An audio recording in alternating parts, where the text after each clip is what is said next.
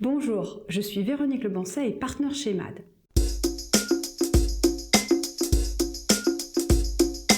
Delphine Vitry, cofondatrice de MAD, vous a annoncé il y a quelques semaines que nous avons commencé la diffusion d'une étude sur le luxe.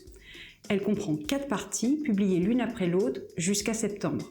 La première partie, consacrée à la guerre des talents, est sortie fin juin, et si vous ne l'avez pas encore lue, je vous invite à la découvrir sur notre page LinkedIn et sur notre site. Aujourd'hui, je suis là pour vous parler de la deuxième partie, qui vient de sortir et qui aborde le thème passionnant de la distribution.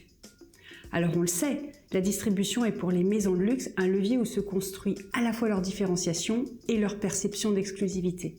Mais face à l'augmentation continue de la demande et à la démocratisation d'un marché en constante évolution, les marques font face à de nombreux défis. Pour n'en citer que quelques-uns, dans un business model qui repose essentiellement sur l'humain, il y a un enjeu crucial qui est de réussir à développer des relations authentiques et durables avec tous les clients.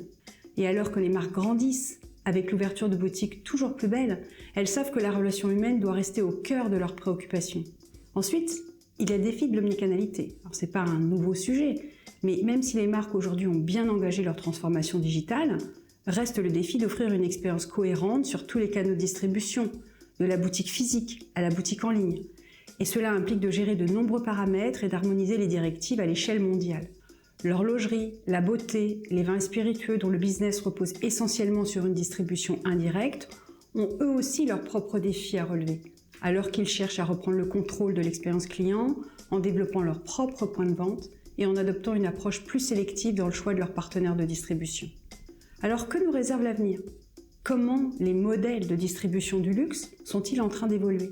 Et sur quelle dimension faut-il que les différents acteurs travaillent pour continuer de se distinguer et pour se réinventer ?